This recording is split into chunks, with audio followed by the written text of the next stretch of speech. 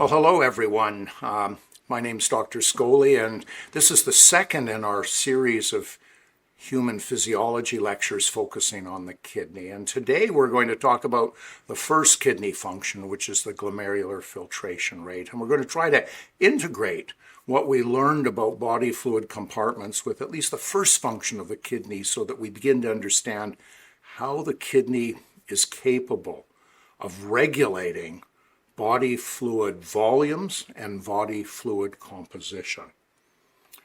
So, as we've done in the past, we'll talk about the glomerular filtration rate. We'll focus on a case of the day. Again, this case is designed to emphasize some of the physiologic principles and how we use those principles to interpret laboratory studies of patients, and so that we can understand how their kidney function may be impaired. We'll talk a little bit about vascular anatomy, because one of the challenges we have today is to determine how on earth does the extracellular fluid compartment communicate, if you like, or connect to the kidney. And then we're going to focus on the glomerulus, that very first part of the kidney nephron that has two functions. It serves to function as an ultrafilter, and we'll emphasize the principles that influence water movement from the vascular and the interstitial compartment back and forth, that is Starling forces, the key ways in which ultrafiltration is regulated at the glomerulus, or the filter of the kidney. And then we'll talk about another important function of the kidney, and that's what we term its perm selectivity. That is the ability of the glomerular capillary to restrict the movement of large macromolecules from the plasma compartment or vascular space into the kidney nephron, that first part, which is called Bowman's capsule. And then we'll focus a little bit on measurement in humans and get a better understanding of how we can assess ultrafiltration and perm selectivity in humans, and how that understanding and those measurements allow us to better interpret the challenges that a patient may have in clinic with their kidney function. So here's the case of the day. A 55-year-old woman has a long-standing history of diabetes mellitus.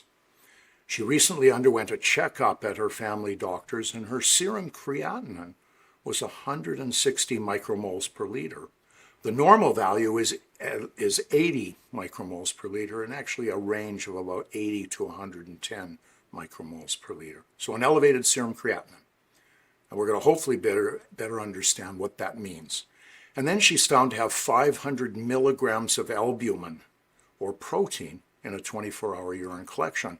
And we're going to ask the question, of these measures, is there a problem? So, what about vascular anatomy? So indeed, remember, we start off, this was our construct, this notion that you and I can be very much represented as a beaker. And within that beaker, we have three fluid compartments. The intracellular compartment, the largest compartment, made up of 2/3 of our total body water. And then we have two compartments that are in the extracellular space. The first is the interstitium, and that's shown here. That's the largest compartment in the extracellular space. And then we have the vascular or plasma volume shown in red here, the smaller compartment. Remember, the osmolality is equal in all of these compartments, and water movement occurs from one compartment to the other on the basis of, or from the extracellular fluid compartment to the intracellular fluid compartment on the basis of osmolality, and water moves through aquaporin channels. And then when we look at the regulation of volume between the extracellular and intracellular space, we're thinking about Starling forces, and we'll return to what those forces are. Now let's flip this on its side. Here's the intracellular space. Here's the bidirectional movement of water across the cell membrane dependent upon osmolality. And here's the interstitial space and the plasma or vascular compartment up top now. So we've turned this on its side. And remembering that water movement across the capillary membrane is a function of Starling forces, the hydrostatic pressure and the oncotic pressure in the plasma compartment, and the permeability of the capillary membrane. Now, how does the kidney begin to function to maintain constancy of solute composition and constancy of volumes in the kidney compartments. And I've shown the kidney up here, and so we have to think, what connects the plasma compartment to the kidneys? And what we're really asking is, how does blood flow and get to the kidneys? So let's talk about the vascular anatomy of the kidney that is responsible for connecting the extracellular fluid compartment to the kidney, delivering that fluid to the kidney so that the kidney is then subsequently able to process that fluid and maintain solute composition and volume composition. So this picture is from your textbooks, and it shows the anatomy, and here the anterior abdominal wall has been removed. Indeed, actually, some of the gastrointestinal contents have been removed, and we're focusing here on the left kidney and the right kidney. And the first thing I want you to, of course, remember is that cardiac output, 5 liters a minute, comes through the aorta and then it goes into both kidneys through the renal artery. One of the remarkable things that we tend not to think about is that 20% or 1/5 of the cardiac output is diverted to the kidneys. So the blood coming down the aorta goes to both kidneys, and that is a constancy. And that means that the renal plasma flow is about 500 mils per minute, based on a hematocrit value of about 50%. So an estimation. So key to know is of the cardiac output, 5 liters of the cardiac output, 1 liter goes to both kidneys, and then the renal plasma flow is 500 mils a minute. So if you think about it, the renal plasma flow of 500 mils a minute is equivalent actually to one of the bottles of water that people tend to walk around campus with and drink. So that each minute, that volume of plasma is delivered to each of the kidneys through the vascular structures. Now, if we take those kidneys and we slice them in half, and then we look here at the vascular structures, this is the renal artery shown in red and the renal vein shown in blue, what we see is the renal artery enters the kidney parenchyma and then breaks up into a number of structures. And those are actually renal arteries, and those renal arteries then dive into the kidney tissue. And so when we get up into the kidney tissue here, we have intra and interlobular arteries. So this becomes an interlobular artery and then an intralobular artery between the lobules of the kidney. And if we look at the microscopic structures of these blood vessels here, we see that as they come up, these intralobular arteries then break into what's called the arcuate artery. And from the arcuate artery, there are these vertical extensions that go up towards forming the microvasculature within the kidney cortex. And shown here, which looks like a series of grapes on a vine, these small areas here are actually shown to be the glomeruli, the filters of the kidney. So what we have is a renal artery, interrenal arteries breaking up into ever smaller arteries that rise towards the surface of the kidney that form this arcuate or arching artery from which these other arteries, the intralobular arteries, rise up and then to an afferent arteriole and then finally to the renal filter. So this ever increasing complexity of the renal circulation, you can see that actually the kidney is full of blood vessels. So let's look a little bit higher magnification. So here we have this intralobular artery coming up, and here's our arcuate artery, and then here's our intralobular arteries, and then these are our tiny glomeruli shown here really as round circles. And each of these represents a filter. Now shown here is the nephron, and we're going to talk about the nephron in the next lecture. So we're really just going to focus on when the plasma flow is delivered to these filters of the kidney, these filters which are called the glomerulus or glomeruli for plural. So we have a renal vasculature that delivers plasma flow to the small tiny structures, filters, which are called the glomerulus. Now, here's an example of where we see that afferent arteriole coming into the kidney, and it breaks up into the arborization of renal capillaries. And then these capillaries coalesce and form an efferent arteriole. So now what we have at the end of the renal microcirculation from an arterial perspective is a capillary bundle. And then we have a capillary wall that separates the vascular compartment from the early part of the renal nephron, which is called Bowman's space. If we look at an electron micrograph and cut that capillary, we can see the vascular compartment here, and we can see Bowman's space outside of that vascular compartment. And that means that now we have a capillary that can allow water flux to occur from the vascular compartment to the Bowman's space on the basis of Starling forces. So let's think about that. We deliver plasma to the capillary loop, and the capillary loop then puts fluid into Bowman's space, the very beginning of the nephron, and it puts water into the Bowman's space on the basis of the Starling forces, that is the hydrostatic pressure gradient and oncotic pressure gradient and the permeability of that capillary loop. So we form an ultrafilter, and each of us have about 1 to 2 million of these glomeruli in each of our kidneys. And each of those kidneys is filtering water into Bowman's capsule at the beginning of the nephron on the basis of Starling forces. So let's talk about that process of ultrafiltration, that movement of water from the lumen of a capillary in the glomerulus into Bowman's space.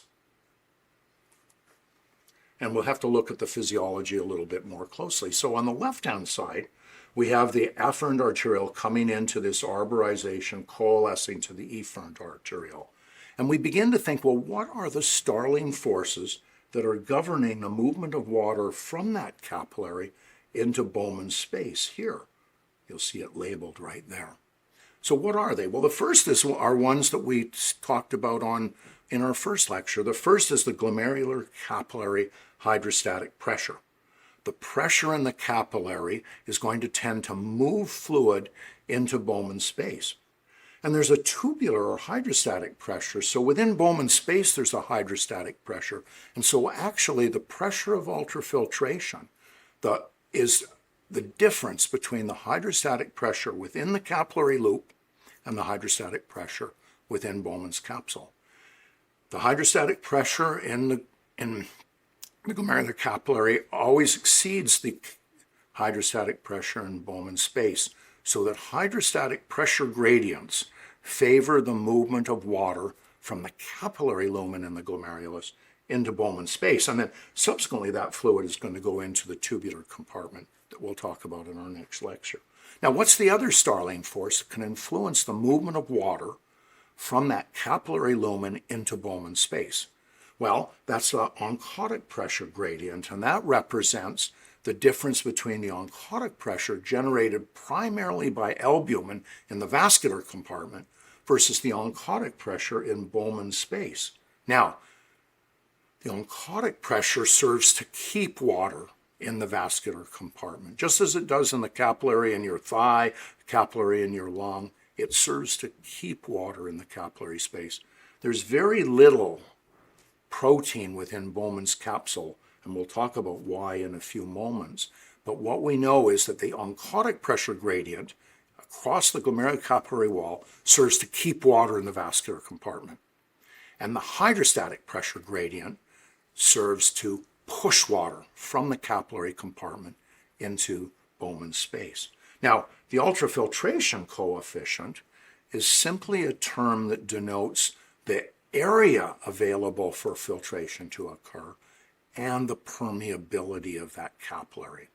It turns out that the glomerular capillary is almost 10 times more permeable to water than any other capillary within our bodies, particularly in comparison to those capillaries that might exist within muscle compartments like in your thigh or your calf, or even vascular compartments like your lung. What that means is a very high ultrafiltration coefficient means that small differences in Starling forces can lead to significant movement of water from the vascular compartment into Bowman's space. And then, of course, the plasma flow is a critical determinant, because indeed water will move until it equilibrates, until the Starling forces equilibrate, So what we see is that the continuous flow within the capillary serves to maintain the Starling forces that are driving water movement from the capillary lumen into Bowman space. So these are the 5 determinants of glomerular ultrafiltration. And they're the very same determinants that we would think about in terms of water flux across any capillary bed within the human body. Now, let's imagine you and I are sitting here, right where the afferent arteriole comes in and begins to break up into this arborization. And then we'll start there. So we're starting right here, right at the beginning of the capillary. And on the y-axis is the pressure of ultrafiltration, and there's 2 components to that. The first is the hydrostatic pressure gradient. Remember, the hydrostatic pressure gradient is the difference between the hydrostatic pressure in the capillary and in Bowman space. And the difference is the hydrostatic pressure driving ultrafiltration. And opposing that, but also measured in millimeters of mercury, is the oncotic pressure, which of course serves to hold water in the vascular compartment.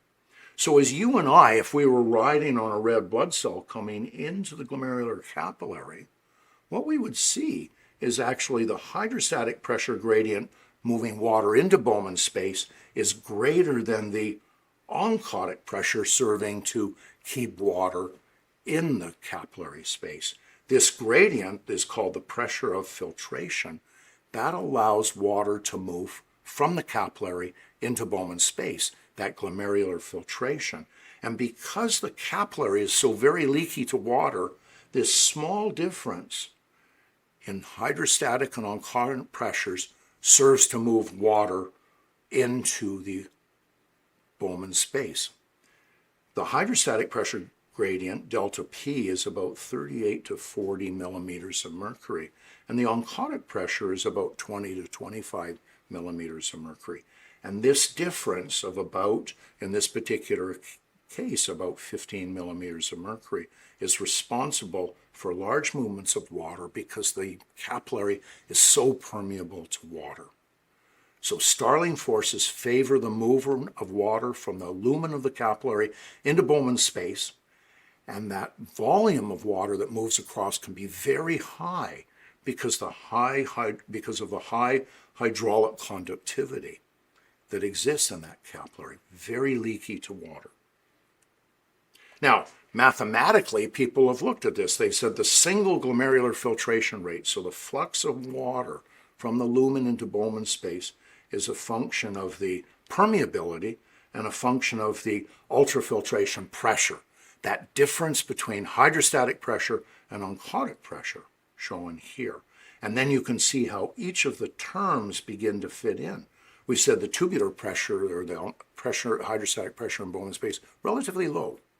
And the oncotic pressure in Bowman space, relatively low. In balance, of course, that favors filtration of water from the capillary lumen into Bowman space. Now, the ultrafiltration coefficient, which is indicated by Kf, has 2 features. One is the K, that term refers to the hydraulic conductivity.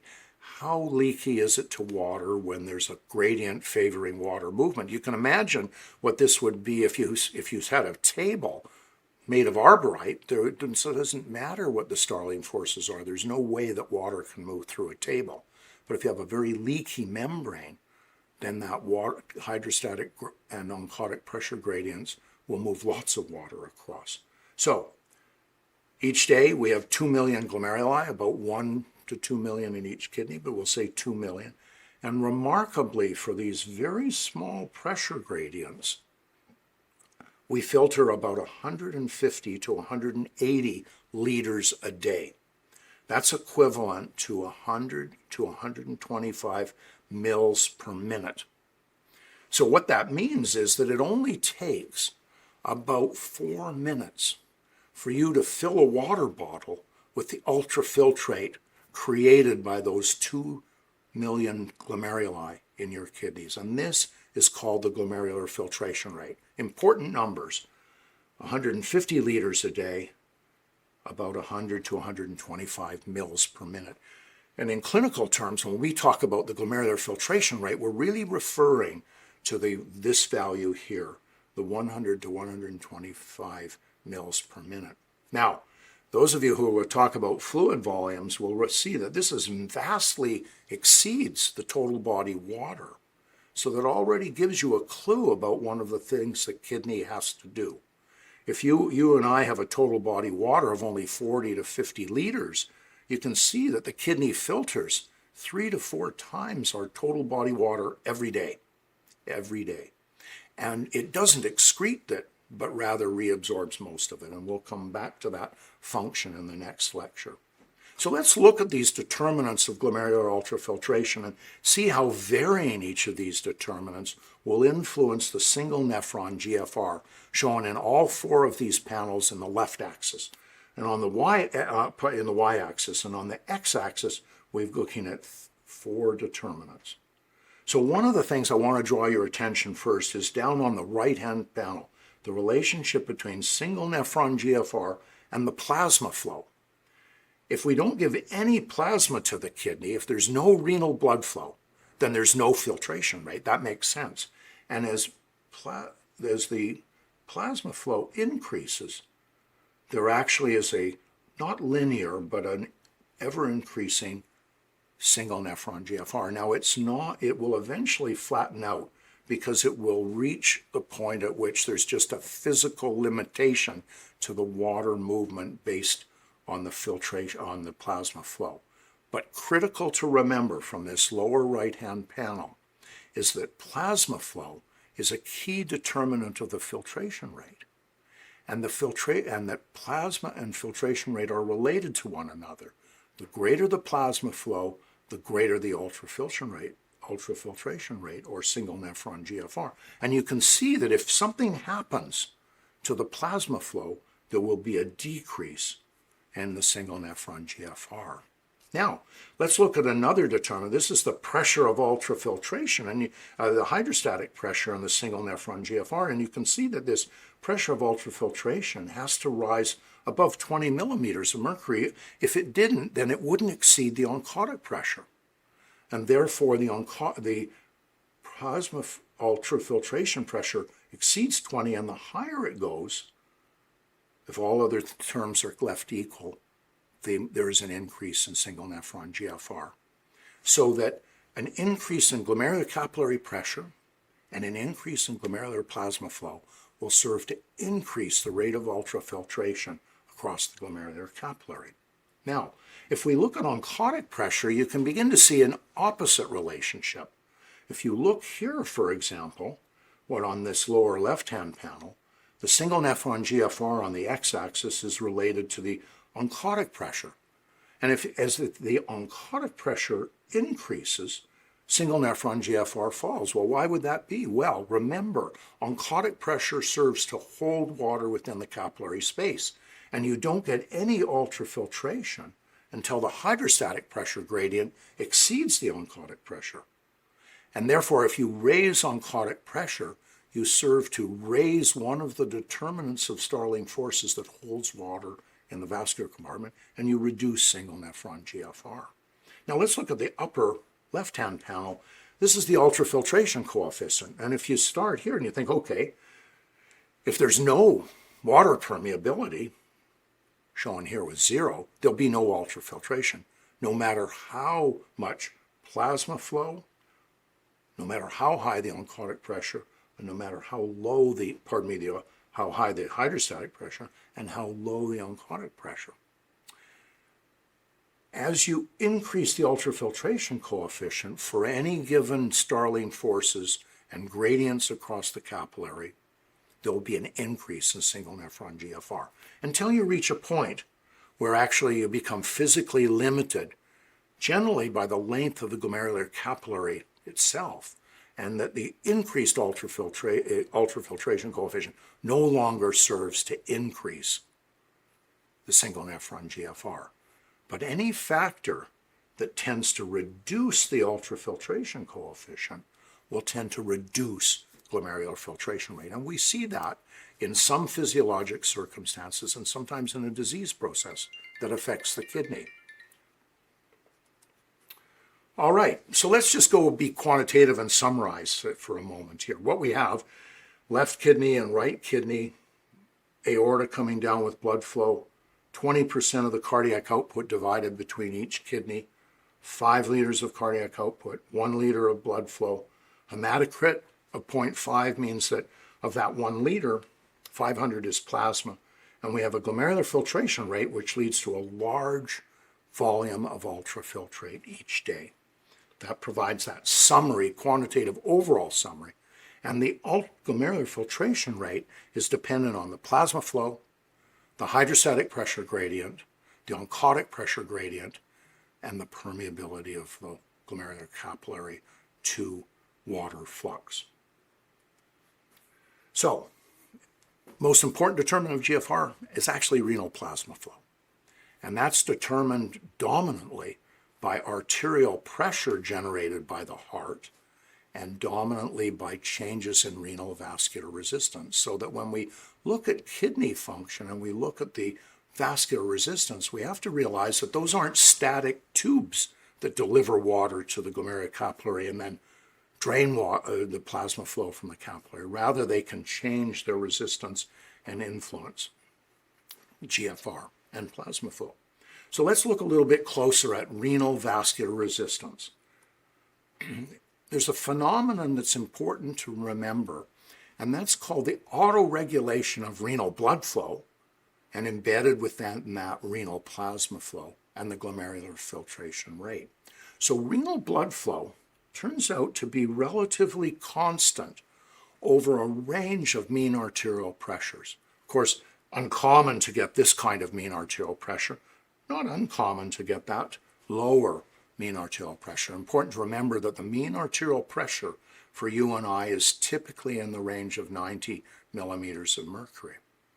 And what happens is that the renal microcirculation, particularly the afferent, in fact exclusively the afferent renal circulation, that is those terminal segments of the renal vasculature that divide eventually to reach the afferent arteriole.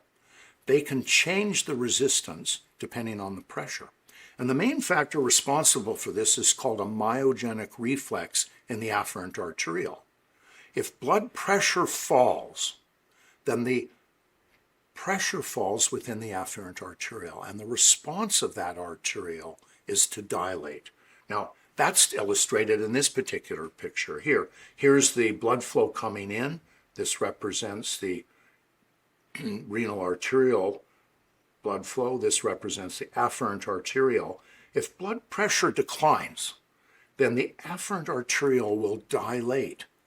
And therefore, even though the perfusion pressure driving renal blood flow falls, the fall in resistance tends to preserve renal blood flow, and glomerular filtration rate is relatively constant. So again, by that interaction between pressure in the aorta and afferent arteriolar resistance, you and I can maintain plasma flow to the kidney across a varying range of perfusion pressures. And that happens in a day-to-day. That's a moment-by-moment regulation of the renal plasma flow. And what it tells us is that at least as the system was designed from a teleologic perspective, what it tells us is that you and I want to maintain constancy of renal plasma flow so that we can maintain constancy of GFR so that the kidney GFR can then be used to regulate the composition of body fluid compartments and the volumes of those body fluid compartments. Now, this myogenic reflex can work in the opposite direction. So if blood pressure rises, the renal artery constricts. And that's shown here. So a rise in blood pressure in the arterial compartment will induce a myogenic response in the afferent arteriole. And that afferent arteriole will constrict. And it will increase the resistance in the afferent arteriole. And that will decrease renal blood flow. And that will maintain actually the starting point, but ultimately reduce renal plasma flow and can lead to a decrease in GFR over time. This is a clinical circumstance that we see quite commonly in the hospital because, of course, we're dealing not uncommonly with changes in blood pressure. So, myogenic reflexes in the afferent arteriole play a role in the moment-to-moment regulation of renal blood flow and therefore renal plasma flow. Those myogenic reflexes adjust resistance, maintain renal perfusion when blood pressure changes, and serve to maintain a relative constancy of the glomerular filtration rate. Now, there's another mechanism responsible, which is a little bit more complicated, and I'm going to return to this next week in our lectures or in our subsequent lectures. And this is a concept that is often difficult to understand, called tubulo-glomerular feedback, and it's a little hard for me to introduce it to you because we haven't talked about tubular function.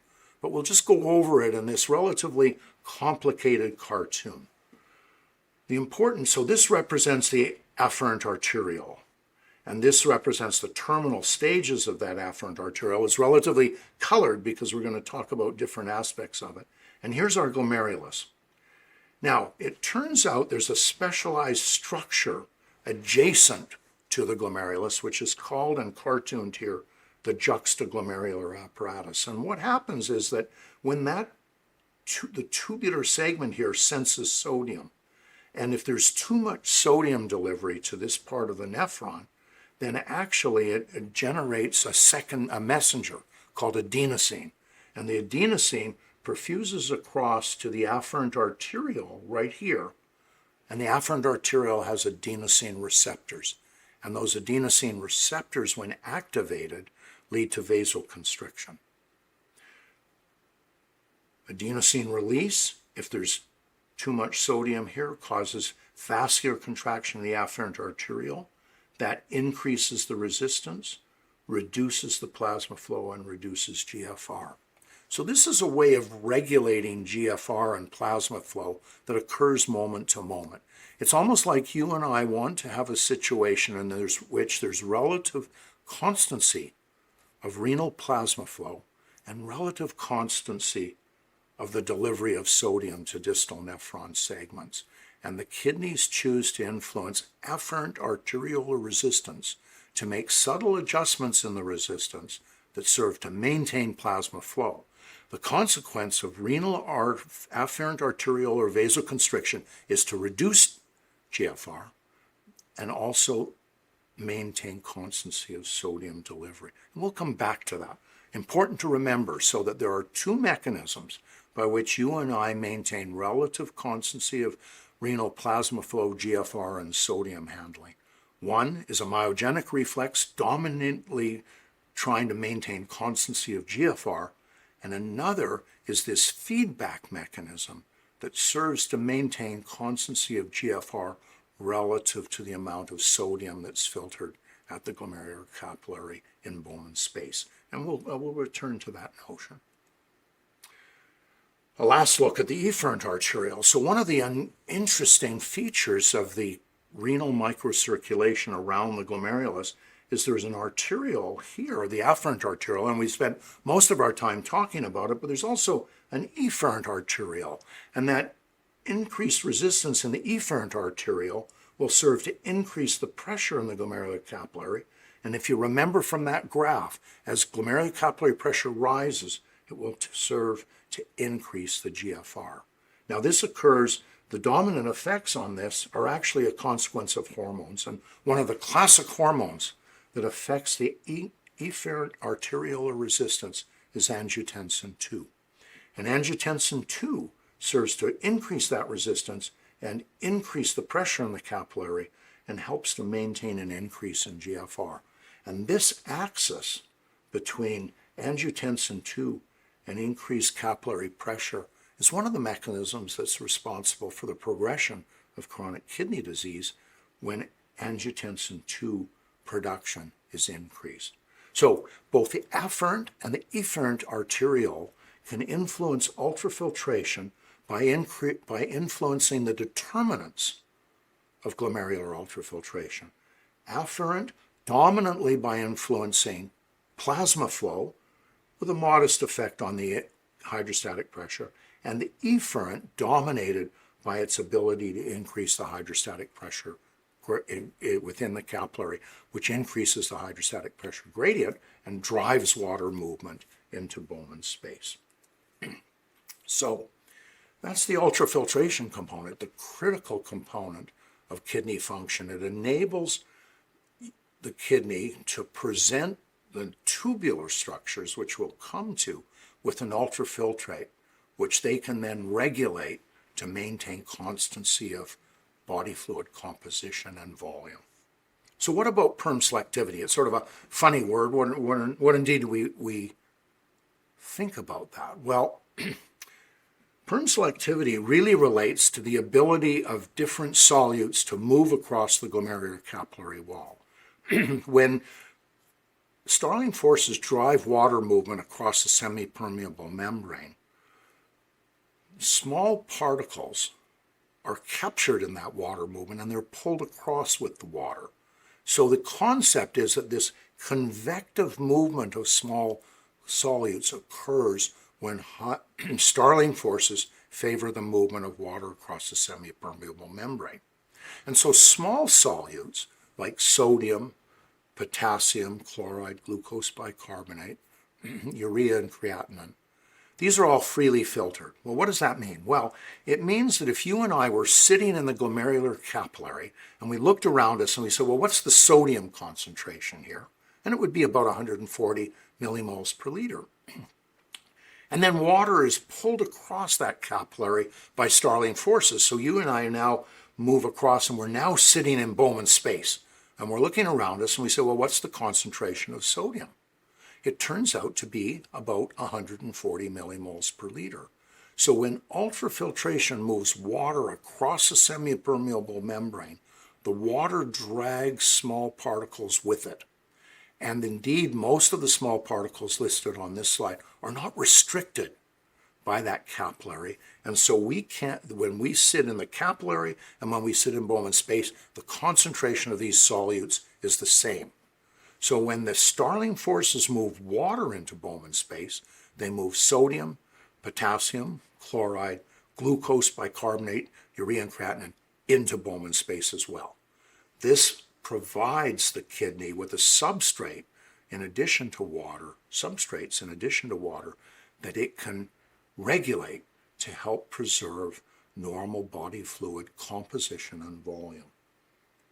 So, what about large macromolecules? So sodium, potassium, glucose, those are small solutes. What about large macromolecules? Well, it turns out this is what we're talking about with perm selectivity. So here's our glomerulus again. Here's our afferent arteriole coming into the glomerular capillary loops, coalescing into the efferent arteriole. We know that Starling forces drive water movement. So we know that water movement is easily able to cross the glomerular capillary because the Starling forces favor water movement from inside to outside the capillary. That green circle is meant to represent a macromolecule like albumin. So unlike small solutes like sodium and sugar, glucose, large macromolecules like albumin are not able to move across that glomerular capillary wall. So instead of moving across with water, so that sodium here and sodium here is the same, what we find is that these albumin is restricted and is retained within the capillary lumen. That's why the oncotic pressure in Bowman's space is so low, because albumin doesn't move across in significant quantities relative to the movement of water across that membrane. And this ability to have selective permeability to solutes is what we call perm selectivity. And it prevents the kidney from loss of large macromolecules that would create a challenge to us that we can talk about later. Now, one way of quantifying the perm selectivity is to compare, if you like, the urine to plasma composition. What's this really saying is this is the ratio of the concentration that we would see in Bowman's space over the concentration we would see in the plasma compartment. So for sodium, it's about 1. because sodium isn't restricted. So as water moves across that glomerulocapillary membrane, sodium moves across in similar concentration, so that the sodium has this ratio of the urine to this ratio of about 1. Now, this black line down the middle shows the effect of molecular size on the ability of a macromolecule to move across. So here's an uncharged macromolecule.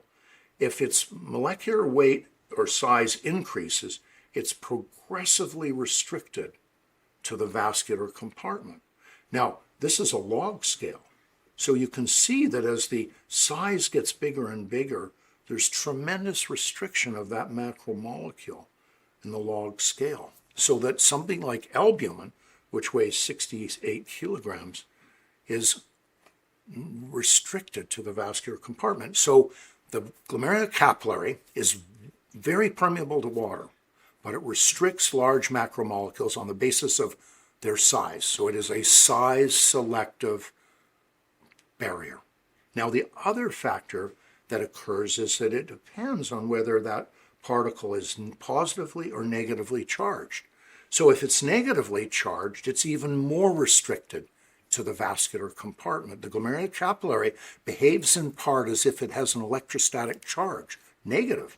So a size prevents things from moving from the capillary lumen into Bowman's space, and so does charge. So you can see the difference, and this is actually a log order. So for the same size in this illustration, only 1/10 of that macromolecule can get through. On the other hand, if that macromolecule is positively charged, then the negative charge of the barrier actually enhances the movement across. And so you can see a 10-fold increase in this particular example. Now, albumin, 68 kilodaltons, a very small amount in a day, 700 milligrams, actually escapes into Bowman's space. It's a trivial amount of albumin. And the kidney reclaims most of that so that it only excretes about 10 milligrams of albumin a day. So remarkably, ultrafiltration allows water flux at very significant levels, 150 to 180 liters a day, 4 to 5 times your total body water, yet it restricts dramatically the movement of macromolecules like albumin. Below a molecular weight of 20 kilodaltons, most solutes will pass, and proteins will pass directly into Bowman's space as they're dragged along by that ultrafiltration. So, movement of macromolecules. It's determined by molecular weight. Now here, this slide I've said about 15, but 15 to 20 kilodaltons is the cutoff. And so if something is much less than that, then it will be freely filtered and present in Bowman's space. The ability of a macromolecule to move across the glomerulocapillary wall is a function of charge as well. And as proteins go from 15 to 20 to 60 kilodaltons, there's progressive restriction to movement from the capillary lumen into Bowman's space. Albumin has negligible filtration, and a healthy person excretes less than 10 milligrams a day. So, ultrafiltration and perm selectivity, key physiological properties, if you like, of the functioning nephron that present a large volume of water that's relatively protein-free, and a large volume of solutes that are dragged across with the water as Starling forces move that water, and those small solutes go in. So the Bowman space is full of water and full of small solutes and relatively devoid of large macromolecules. So how do we assess this in humans? So, well, we use glomerular filtration rate, and it's the most commonly used measure of overall kidney function. Now, the kidney does a lot of things, but we tend to use the filtration rate, and we do that because it's the most proximate function. In the absence of filtration, the kidney cannot do anything. Clinically, we measure the glomerular filtration rate because it gives us a handle on kidney function.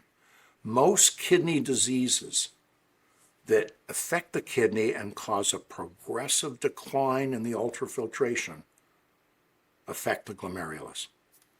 And the most important clinical piece to remember actually is that the glomerular filtration rate actually correlates quite nicely with the clinical consequences of reduced kidney function.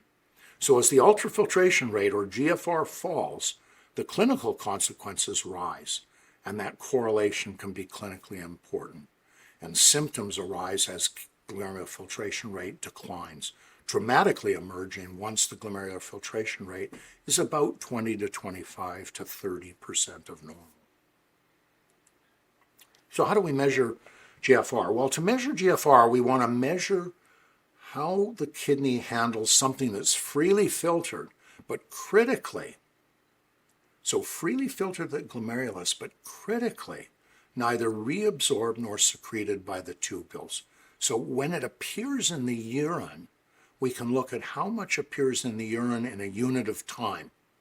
And we can look at the concentration in the plasma, and we can determine that the clearance of that solute must be equal to the glomerular filtration rate, because its ability to appear in the urine is exclusively determined by its filtration at the glomerular capillary and not influenced by subsequent addition or subtraction from the ultrafiltrate as it courses through the nephron. Now, in a research laboratory, we use something called inulin, which is a sugar polymer.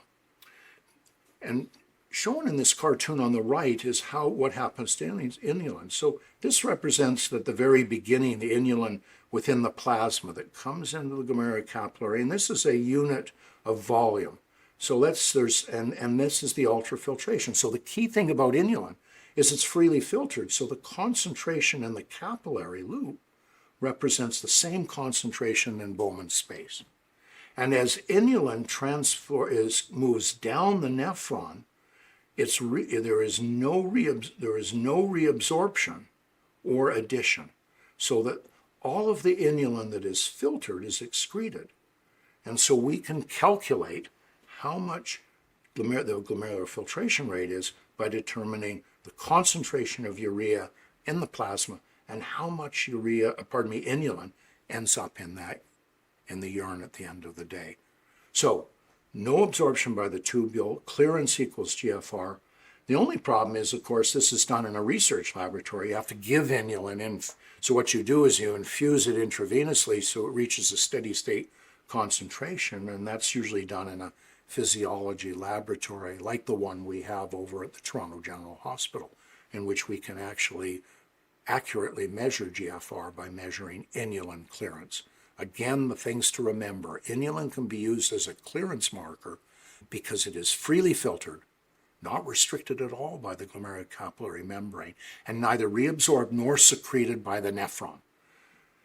And therefore, its excretion rate is equal to its filtration rate in a unit of time. So we use measures of creatinine in the serum and in the urine to estimate GFR. Why do we use, what do we use in clinical medicine? Well, we actually use creatinine, and we use estimates in the serum and the urine. And so the question you might have for me is, well, why creatinine? Creatinine is an end product of energy metabolism, primarily in muscle cells. And creatine is an actual energy shuttle between the mitochondria and the cytoplasm, and creatine is metabolized to creatinine.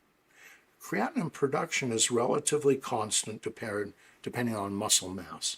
And luckily, it is freely filtered at the glomerulus, and there's relatively limited secretion. It's not reabsorbed by the kidney tubules, and there's a very small component of secretion, 10%, which is relatively negligible. This is its normal concentration, typically between 70 and 110 micromoles per liter. So we collect urine for 24 hours, we measure the urine volume, we measure the plasma creatinine concentration, we measure the urine creatinine concentration, and we derive the creatinine clearance with this formula. It's the urine flow rate, the volume per minute, with the ratio of the urine creatinine to the plasma creatinine concentration. In the hospital, when you order creatinine clearance, they actually make the calculation for you, but when you order creatinine clearance, they have to know how much the urine collection volume is, what's the time point, and we need to measure those two concentrations in the same sample. And the value shown here is about 90 to 120 mils per minute. So creatinine clearance in a healthy person is representative of the glomerular filtration rate. It shares properties with inulin. It's freely filtered. Small component of secretion that's clinically important to be aware of, but that the majority of the creatinine that ends up in urine is there as a function of the glomerular filtration rate. And we can calculate the glomerular filtration rate by measuring creatinine clearance. It's important to remember that the glomerular filtration rate is inversely proportional to a plasma creatinine. So for example, if a patient has a plasma creatinine level of 100 micromoles per liter and a GFR of 100 mils per minute, then what is the GFR when the creatinine changes? Well, if the creatinine doubles, that inverse relationship means that the glomerular filtration rate has halved. And if the creatinine doubles again, then it's fallen again by a half. So that if I'm sitting here today with a GFR of 100 mils per minute based on creatinine and a creatinine of 100 micromoles per liter, then if my creatinine was to jump to 200, that would represent a halving or 50 mils per minute of the GFR. If my creatinine jumped to 400, steady state, it would represent a GFR of 25 mils per minute. It's this inverse relationship that's so important for people to realize. It's one of the things that we have to be careful about when we talk to patients in clinic, so they understand what the relationship between the filtration of the kidney and creatinine is so that they can interpret it appropriately. How do we assess permeability? Well, we actually can measure two things, and more accurately, we measure albumin. So we can measure the total protein in the urine. So you and I would, in a healthy kidneys, would usually excrete less than 0.15 grams per 24 hours. If it's albumin, typically we excrete less than 30 milligrams in 24 hours, and most of us would excrete less than 10 milligrams in 24 hours. So for glomerular filtration rate in the clinic, we tend to look at creatinine measures. We either calculate the creatinine clearance or we estimate the GFR with mathematical formula. We look at protein and albumin in the urine to determine whether that second function of the glomerulus, its perm selectivity, is impaired. So just before we return to the case, let's summarize. What we've said up here is, again, here was our notion of a beaker and the different volumes of the body fluid compartments. We turned it on end so that we had the plasma volume up here. The kidneys access the plasma volume, and Starling forces within the glomerulus generate an ultrafiltrate. And perm-selective properties within the glomerulus mean that even though we move lots of water from the capillary into Bowman space, we leave behind macromolecules, but we allow small solutes like sodium and glucose to move forward into the ultrafiltrate within Bowman's capsule. Kidney filters 150 to 170 liters a day. 1,000 milligrams roughly, or 750 to 1,000 enters Bowman space, but the kidney only excretes 10 milligrams of albumin. So, our case.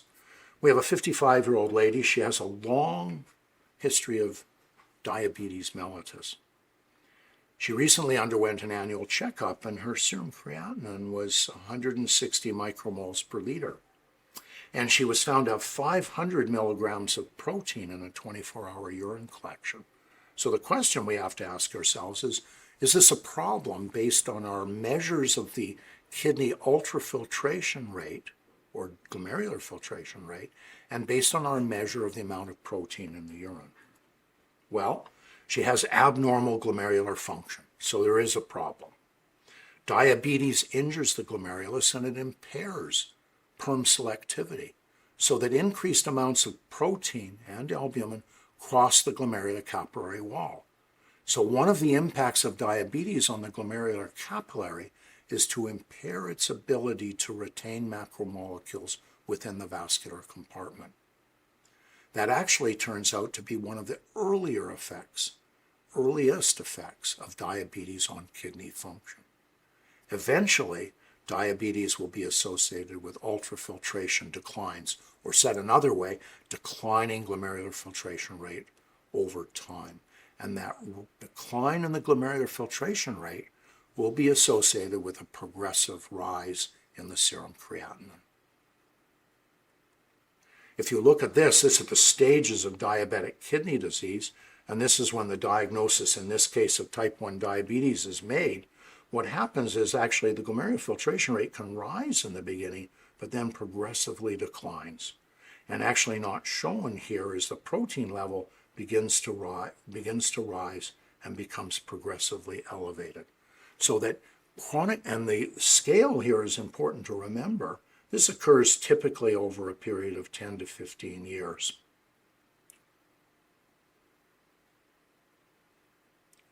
So diabetes is a slowly progressive disease of the kidney associated with impairment in perm selectivity early and an eventual and usually inexorable decline in the glomerular ultrafiltration rate.